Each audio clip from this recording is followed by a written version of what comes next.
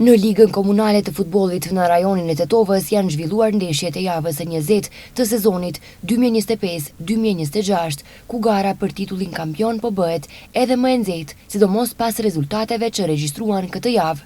Jehona e fshatit për Shefs, të cilës i prim futbollisti me përvojë Izair Emini, shënuan fitore të thellë kundër Pallaticës 5-2.